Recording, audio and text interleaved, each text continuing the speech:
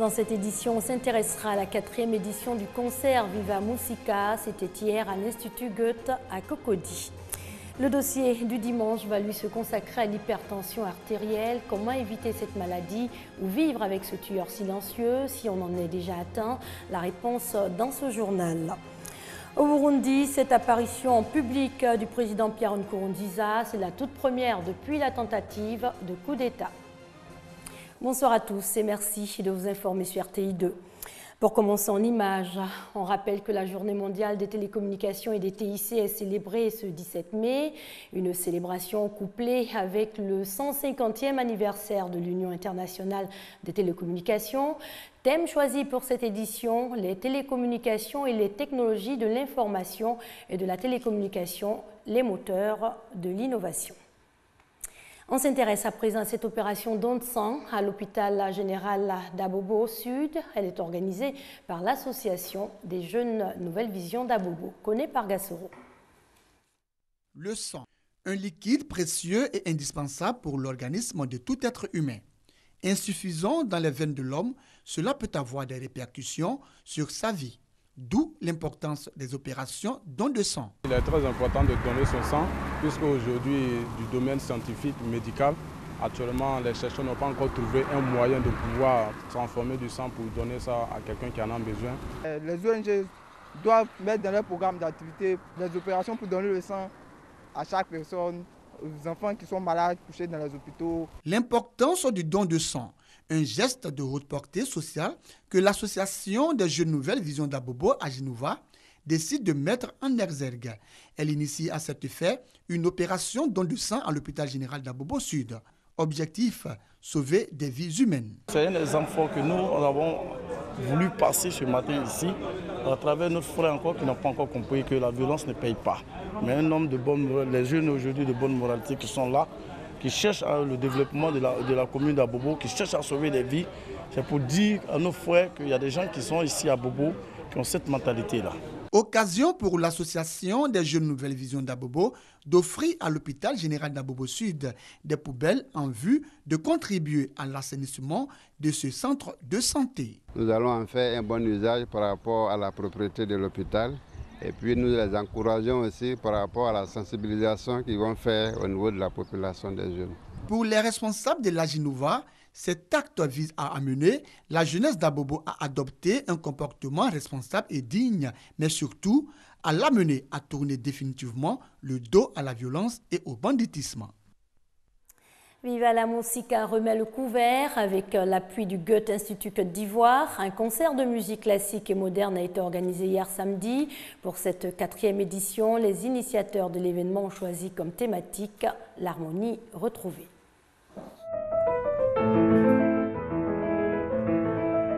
Et Souma Cédric, Dirisco Francesco, Lamine Moira, Frakedine Carla Luna et bien d'autres au piano. Payan Ainaïs, Diriso Lorenzo à la guitare, Giranoa au violon et Dirisco Karine à la flûte à bec. Nous sommes à la salle des fêtes du centre culturel allemand dans la commune de Cocody. Ici se tient le concert 2015 de Viva la Musica.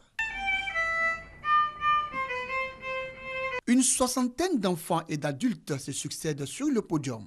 Ils manipulent des instruments classiques et modernes. L'initiative est du groupe Viva la Musica, dirigé par des Ivoiriens et des Japonais.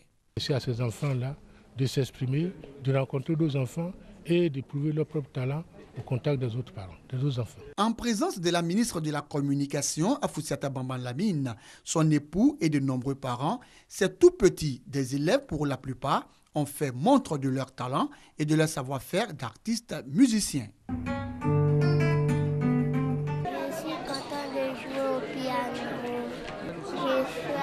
Bonne chance à mes camarades aussi.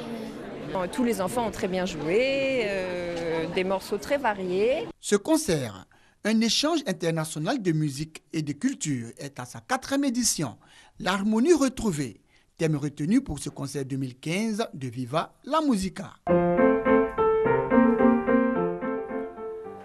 Religion à présent, les femmes de l'Église des Assemblées de Dieu ont célébré récemment la journée nationale de l'action des ouvrières de Christ. Elles ont loué et prié pour remercier Dieu. C'était au temple Shalom, situé à Yopougon. Christelle Nda et Moussa Konaté. Les femmes de l'Église des Assemblées de Dieu du temple Shalom de Yopougon Trois-Rouges commémorent la journée nationale de l'action des ouvrières pour Christ, AOC. Par l'Esprit Saint, ensemble, passons de l'autre bord. C'est le thème de réflexion choisi par cette association. Le thème « Passons par le Saint-Esprit à l'autre bord » signifie que l'AOC doit changer de manière de faire les choses, aller vers une autre étape, dans une autre nouvelle dimension, afin de voir d'autres révélations de la part de notre Dieu. Rendre gloire à Dieu et lui dire merci pour tous ses bienfaits. Un événement de reconnaissance qui a réuni différentes sections de la structure. Un engagement fort apprécié et salué. Je voudrais vraiment remercier nos sœurs, nos mamans pour cette grande journée qu'elles ont pu vraiment mettre en œuvre pour que aujourd'hui nous puissions nous réjouir ensemble avec elles. Créée le 30 août 1982, l'Association des ouvrières pour Christ AOC œuvre pour l'épanouissement socio-économique des femmes de l'Église des Assemblées de Dieu de Côte d'Ivoire. Hors de chez nous au Burundi, aujourd'hui pas de manifestation anti-troisième mandat, mais plutôt une apparition en public du président Pierre Nkurunziza. C'est la toute première depuis la tentative de coup d'État. Brève réapparition du président burundais à Bujumbura. Pierre Nkurunziza s'est brièvement exprimé devant la presse, l'air détendu. Mais aucun mot sur la récente tentative de coup d'État, ni même sur la crise politique liée à sa troisième candidature à la présidence. Seul son entourage a évoqué un possible léger report des élections législatives prévues dans 10 jours.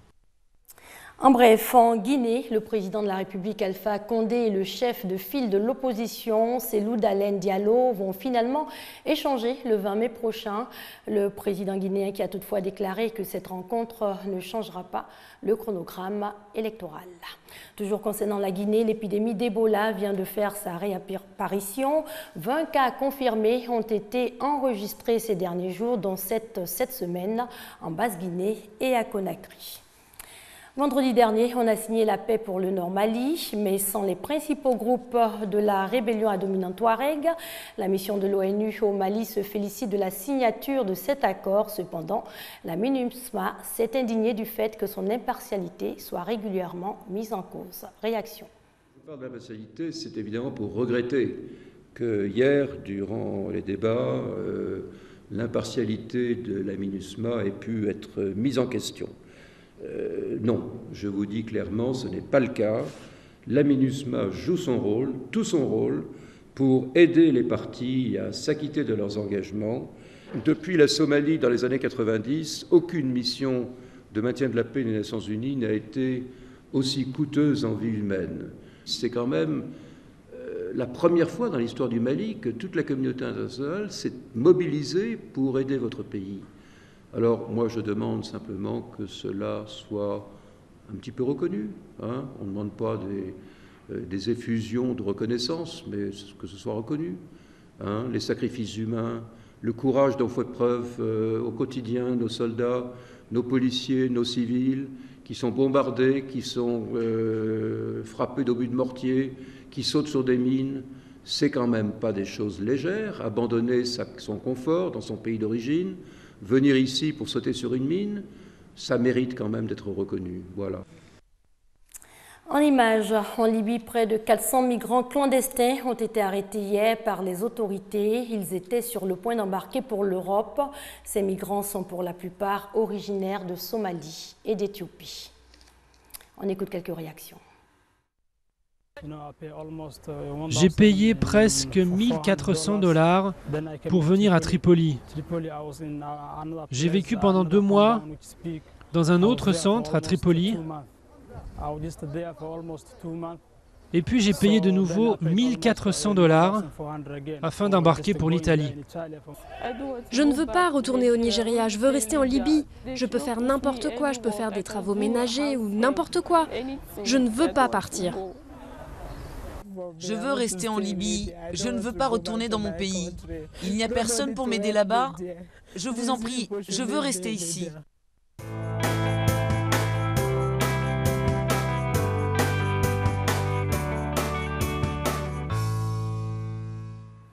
Place à présent au dossier du dimanche. Il a trait à l'hypertension artérielle. La maladie gagne du terrain au sein de la population et la prévention reste le meilleur moyen pour lutter contre ce tueur silencieux. Le dossier du dimanche est signé Serge Coléa. Swamé Allah vient de subir le test de dépistage de l'hypertension artérielle. Ces chiffres l'inquiètent. C'est la première fois que je viens aujourd'hui, mais j'ai remarqué que ma tension est un peu trop, 19. Là, tu vois, le poids, il fait déjà 127, c'est quand même trop. J'étouffe d'abord, je respire mal, j'ai des palpitations de foie. Et ça m'effraie. Les craintes de Swamé Allah sont confirmées par le médecin-chef du CHR de Dimokro. Votre chiffre tensionnel est très élevé. On dit que vous êtes obèse. Et l'excès de poids, tout comme l'obésité, vous expose à des maladies chroniques telles que le diabète, l'hypertension artérielle, les maladies cardiovasculaires et même le cancer. Vous gagnerez à perdre du poids.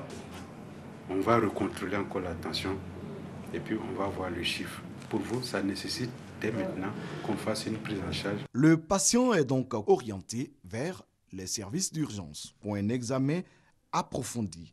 À l'issue de cet examen, les médecins décideront de la conduite à tenir. Pour ce genre de patient qui arrive, qui a une hypertension 19-10, un poids à 102, une taille à 1m73, l'indice de masse corporelle est très élevé. On regarde l'âge, 65 ans, on regarde les antécédents familiaux, on recherche un peu tous les facteurs de risque pour cette personne de faire les maladies cardiovasculaires. Si on calcule qu'on voit que le facteur est élevé, ce patient-là, on le met sous traitement anti-hypertenseur. Comme cet homme, beaucoup de personnes ignorent qu'elles sont malades. Il est important de venir régulièrement faire contrôler sa tension. Le premier chiffre, qui est la systolique, ne doit pas atteindre 14. Et le deuxième chiffre, qui est la diastolique, c'est-à-dire quand on dit 13,9, il y a le 13 là. On ne doit pas atteindre 14, le deuxième chiffre ne doit pas atteindre 9. L'hypertension artérielle touche toutes les franges d'âge. Nul n'est à l'abri du tueur silencieux. Les données de l'OMS le confirment. Dans le monde entier, 63% des décès qui surviennent sont dus aux maladies chroniques non transmissibles telles que l'hypertension artérielle, le diabète, les cancers, les maladies respiratoires chroniques, les crises cardiaques et les AVC. Cela veut dire qu'en réalité, on meurt plus dans le monde de maladies chroniques que de maladies infectieuses. Il y a nécessité donc à accentuer la prévention. La journée mondiale de l'hypertension artérielle a célébré officiellement le 14 mai à Dimokro et dans toutes les villes de la région sanitaire d'Unzi-Yinfu a été l'occasion pour le programme national de prévention des maladies non transmissibles de mener des séances de dépistage. Des conseils pratiques ont également été donnés pour aider les uns et les autres à avoir une meilleure hygiène de vie. Il est important de suivre les mesures diététiques, réduire le sel, manger moins salé, manger moins gras, manger moins de sucre. Et c'est de cette façon-là qu'on peut véritablement arriver à prévenir. Il faut consommer suffisamment de fruits et légumes. La consommation de la crudités est également conseillée. Il faut limiter également la consommation d'alcool. Il faut éviter le tabac, absolument. Et donc celui qui consomme le tabac, son risque est encore plus élevé par rapport à la population moyenne. Et chaque jour, pendant au moins 30 minutes, il faut faire un sport tel que la marche accélérée ou le footing et répéter cela 5 jours par semaine. Et il y a une catégorie de la population qui consomme beaucoup les bonbons qui sont mentholés, mais en général qui contiennent la réglisse. C'est une substance qui est là-dedans et qui a comme pour effet d'influencer la tension artérielle. Chaque famille intentiomètre tous pour l'autosurveillance de la tension artérielle. C'est le thème de la journée mondiale de l'hypertension artérielle.